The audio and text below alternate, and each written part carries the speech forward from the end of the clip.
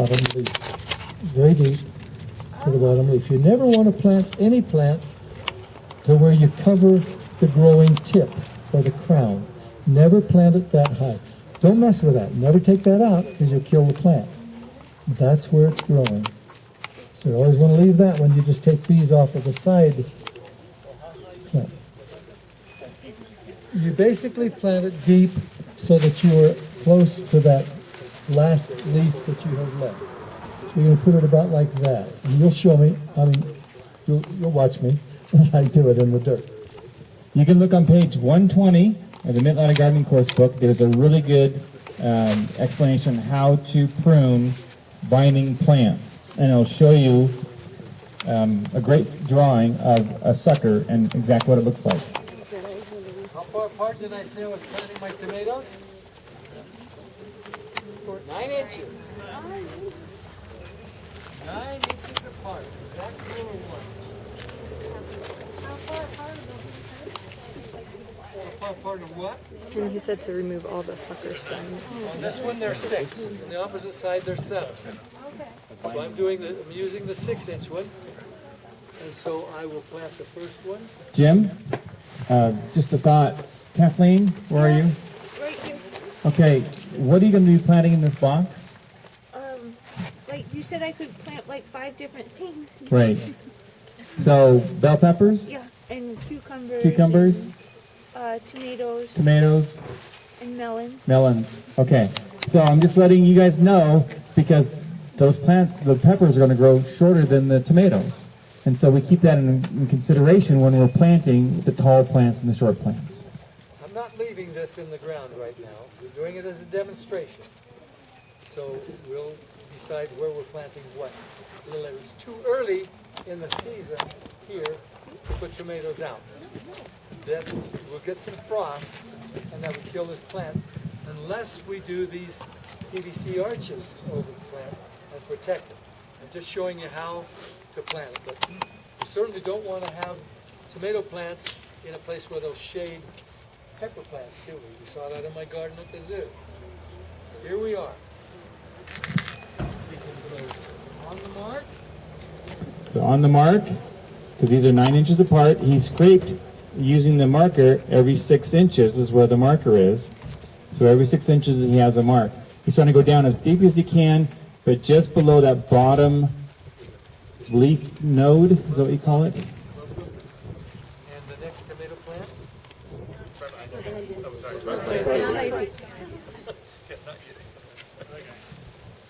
What do we have to do with this one before we plant it? Get the suckers The off. sucker stems off and take the lower leaves off. The plant cannot handle as much leaf structure because of the transplant shock. So you're going to take it off about to there. Also these sucker stems, take them off. So all the little fuzzy hairs on here will turn into roots. Yeah, the fuzzy hairs will turn into roots. The non-fuzzy ones too. So on that daily feed that you feed it, you don't get the whole. It's a weekly feed, not a daily feed. You want tomatoes, we're talking tomatoes, right? So you wouldn't put it in the hole, you just feed them out. Correct, yeah, that's a good question. You know, do not put fertilizer in the hole at all, never. We just chill it in, just like we showed you earlier. And then, as you can see, we're planting immediately after we fertilize. There's no need to wait. And this sawdust came off the saw on Monday. I mean, it's brand new sawdust, so you don't have to wait for that to change at all. So every 9 inches, so he went on the mark and then past the mark to the middle of the mark. Does that make sense? So that this marker is so fast to marking this. So I planted on the mark and in the middle between the next marks. So those are 9 inches apart. And that will move very quickly. This one will go this direction, and we'll show you right now. And that one will go this direction. And so they quickly become 18 inches apart and 30 inches apart. See, he showed you this in the slides, but you don't get it till here, right? This is why we're here. You don't use tomato cake. No, never. So we grew with tomato cages forever until the Mittleider gardening method. And what a disaster trying to get in there see where the bugs are, the worms. The tomatoes never get ripe inside because they never get light. This would avoid all those problems and having to store the cages. These are 10-foot long strands of baler twine. You can get it at IFA. Jim got it here, so you don't have to go buy 9,600 feet. I talked to them today, and they said the shortest you can get is half of 96, which is 4,800 feet is the least you can buy. Here you can buy it for a penny a foot in 10-foot length, so Jim has it here for you. So what I've done is I made a slip knot. The problem with a Okay, slip knot, watch this one, because this is kind of tricky. the problem with a slip knot on this wood is that it won't hold. It will come undone. So simply just do a double knot on that slip knot. Make your bow, your slip, and run it through a second time. And that locks it down. You have your extra string at the top. Probably got this longer than I need. Not too bad. Can you get the microphone? If there's any extra string, make it up here so that as the plant grows, you can loosen it and let the plant or the string relax so you can guide the string around the stem. Never try and force the stem around the string, you'll break that stem. So you want to keep some looseness in this string so that you can guide the string around the stem as it grows. So once this thing is about 10 or 12 inches high, you'll be able to guide it around the stem.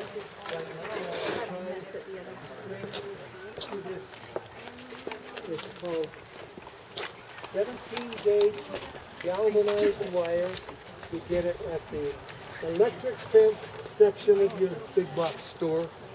Use galvanized wire instead of tie wire. The book, by the way, says tie wire. I didn't have the brains to find the tie wire or the galvanized wire. David found that, and so we have improved that. And the next time I fix the book, I'll call it what it is: galvanized wire from the electric fence section instead of tie wire from the place where they do concrete and rebar. That's what the book says. But this is a lot better because tie wire will get rusty and it won't be any good after a year or two. This will be here 10 years from now. Everybody understand? You're not spending that much money. 17 gauge galvanized wire. Yeah. So now, you see, you tie it to the wire, never tie it to the stem. I believe one of the older books says to tie it to the stem. But we found that that can be really dangerous because if you hit this, you can pull the plant right out of the ground. If you tie the slip knot around that stem, you can choke that stem. I have killed tomato plants because I tied it and didn't leave enough slack in that open knot for the stem to grow. And I came back and my plants were like dying. What's going on? I've never seen anything like that. What's going on? Finally, I looked down there and there they were, choked at the stem. So here it is, folks. That's the way you grow vertically, just like that. So every other plant, one goes this way, one goes that way. And you see how they spread and get more light? Never grow in a teepee where they get less and less light. One last thing, and then we'll open it up for questions and let you go. Automatic watering. What we want to do is, oh my goodness, yes, we've got to do two more things, or maybe three. There's pruning of tomato plants. I told you the sucker stem right at the stem. The other things that you're growing vertically, cucumbers, melons, squash, you let that sucker stem grow past the first female flower. How do you know a female flower? Because the blossom is carrying a tiny fruit behind it. That's the female blossom. So you let it grow past that first female flower, then you pinch off the sucker stem. That way the plant has a fruit at every leaf node all the way up. Now, once I've got these transplanted, what must I do? Don't we water them? Certainly we water them. We also give them a shot of chocolate. It's called nitrogen. I think the nitrogen. It's somewhere around here. We should have 20-0-0. And so just show them the bag of 2000, David, as soon as you find it. Just for tomatoes only or all kinds? Every transplant in your garden, anything you transplant, you give it nitrogen, and not very much, tiny amount. It's a 1/4 ounce per foot. So, pre-plant 1 ounce per foot, weekly feed 1/2 ounce per foot. Nitrogen after transplanting only, 1/4 ounce per foot. And it makes a big difference. It helps that plant very quickly overcome that transplant shock and start growing again. You'll see a major difference if you do that as compared to if you don't. So that's all you do. Now, let's look at automating your watering. So many of us think we can't afford to do this stuff for our gardens. Has anybody in this audience spent $50 on a dinner? No. A couple? No, they're not. 20 or 30? Have any of you paid $50 for a pair of jazz tickets? Nobody dares answer. How about anybody that's got a annual pass or season tickets to the Jazz or to the BYU or the Utah games or whatever? We spend money on entertainment, don't we? We spend money on lots of things. Folks, this is life and death. And for goodness sake, take it seriously. I know that's why you're here. I'm talking to the choir, but spread the word. This is worth it. And it's multiplied times worth it because you're going to grow 5 to 10 times more in this space than you would in that same space in a traditional garden. That's a promise. Jim, You do it right, you will. Yes. what's the difference between putting water above or... Okay. Now you're going to look at the automated watering system. Several things that make this really special and really amazing to me, having used it for 20 years in the zoo garden and ever since then, and even before that at my home garden before I had the zoo garden. What you do is you take this pipe, and I'm turning it over. Those of you who are close enough can see that there are lines there. We made those lines by using a little jig. David will probably find the jig for me. He's bringing it now. He's got a jig and a small piece of pipe. And okay, everybody just look at that. That says 2000. That is ammonium sulfate. And that's the nitrogen fertilizer that you probably want to use in this environment. There's one called 4600 that is urea. It's got more than double the nitrogen in it, but it's in a different form, and it loses its effectiveness because it has to go through 2 chemical changes before the plants can get it. This is available to the plants immediately. The urea will volatilize and go back into the air before you get it. Okay, so... Where's the fertilizer? Oh, we weren't going to actually use it, David, because we're not going to leave those plants in the ground. Yeah, sorry. So what is David going to do, though, if he wasn't? What he would do is he's going to say, okay, I'm doing 10 feet, and it's a 1/4 ounce per foot, so he would measure out 2.5 ounces. And then he would sprinkle it right down underneath the pipe there, 4 inches from the plant stem, and then we would water it in. What's the perlite? No, he's just showing perlite because when you folks make the weekly feed, because you know the Epsom salt, that is MgSO4 7H2O. That's the chemical formula of Epsom salt. Magnesium, 1 part. Sulfur, 1 part. O, oxygen, 4 parts.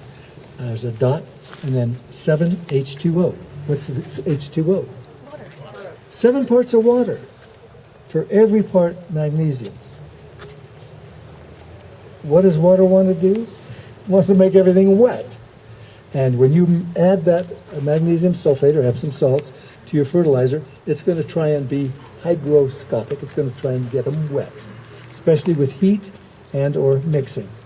So your weekly feed may very well, as the spring goes on, start getting wet, unless you put 1 pound of perlite in a 60-pound batch. That's all it needs. 1 pound of perlite it'll absorb something like 20 times its own weight in water. And that'll keep it from getting wet and messy. Doesn't hurt the effectiveness of the fertilizer for it to be wet and gummy, but it's not very much fun to use. So just use a little perlite and that'll fix that. David, we've got a piece of 3/4 inch, 200 psi. That is the thin wall, not schedule 40, but 200 psi thin wall. And you're going to take that and you're going to mark the end at 12 o'clock, 3 o'clock, and 1:30. Hold this a minute, David, while I talk. So you hold it up. You hold it up and you say, okay, there's 12 o'clock and there's 3 o'clock. You might want to do 6 o'clock so that you can see what half is, and then evenly space that. And then 1:30, halfway between 12 and 3, you got those 3 marks. Then you go on the face of the pipe and you make those marks on the face. 12 o'clock, 1:30, and 3 o'clock. Everyone understand what I did there? So I have made a mark that defines 90-degree angle, and each of them are 45 degrees apart. Now I take this jig, Very expensive jig. that has been cut just to fit snugly over the pipe, and another hole that fits a pencil snugly. Then you set the pipe on the ground, have someone hold it so it doesn't twist, and you draw that along right on that mark. So now you do 1, 2, 3 lines, and you've defined that 90-degree angle. Then with your tape measure, oh, we're too close to this. With your tape measure, you mark across, starting 2 inches in, across those 3 lines. Now at those intersections, every 4 inches, those intersections, now you drill holes. And you don't get the smallest bit that you can get at Home Depot, because that's a 1/16 of an inch. The recipe calls for a number 57 wire bit. It's a much smaller bit. If you do 1/16 of an inch, you'll drill holes in your dirt, you'll never even get the water to the end of the bed, and you'll be hurting your plants, and you won't do the job. Number 57 is what you want. It's online. He's got it on his videos. He'll tell you exactly where to get it. You can get like 10 of those bits for $3. Or you can go to Ace Hardware and get them $3 for 1. So a few of you get together and get some of those. So that's how you automate your watering. Now, the question was asked earlier. Thank you, David. The question was asked earlier, why is it above ground and why is that better? Or is it better than having it right on the soil surface? You see, a lot of folks use the drip irrigation, or what's the other term for it? Soaker hose, yeah. Those be right on the ground, and you don't know how much water your plants are getting. It's in the way of weeding, and so you sometimes will cut the pipe or the hose with your hoe when you're trying to weed. Sometimes when you turn the water off, there's a little bit of back pressure, and the soil particles will get in those apertures in those holes and plug it up. So there are several reasons. You can't get the fertilizer watered into the soil with a soaker hose. It won't do it. You don't know how much water you're using. With this, it's quick. It's not hours like a soaker hose is. It's seconds or a minute. You see, you know exactly how much water you're using. The plants get exactly what they need. You can see it. You know how much you've used. And it goes right to the plant stems. It's because of those 90 or 45 degree angles, the middle one goes down, and that puts the fertilizer in the soil. The 2 side ones go out to 2 rows of plants and water right at the root zone of those plants. Does that make sense? I mean, how classy is that? So here what I'm going to ask Kathleen to do is just put a little Y on her faucet over there, and then she can come out and just turn on the faucet once a day, or however often she needs the water, for about a minute, or however long she'll see the water coming out from under here, and then she'll just turn it off. That way she can have her garden hose for the lawn and everything else, and just have one hose dedicated to this area right here. These 2 beds. Now, if you look at the brass end here, I bought the wrong end. It needs to be a female, and I have a male. So we all know how that works. So that didn't work today. Folks, it is 6:30. We thank you so much for coming. Can you all please give Jim a big hand? Thank you very much. He will stay here and answer questions, but we respect, that you're already in a half hour longer than you anticipated. We just ask you to do one thing. Follow the recipe. Start small. Do one box, one bed, 20, 30 feet long. And then just go post all the awesome pictures on the Facebook group. Post questions. What is this bug? You don't have bugs here in Utah, do you? No, like in Texas, you don't. Okay, but enjoy the garden. It'll be wonderful. We did it now so you can be prepared this season for your garden. If you already have something established, work those principles into your garden that you already have. You don't need to remove the soil. Don't need to put in sand and sawdust. But here you've seen everything that we know, and it's all in the book. So when we go, you have it all there. Thank you very, very much for coming.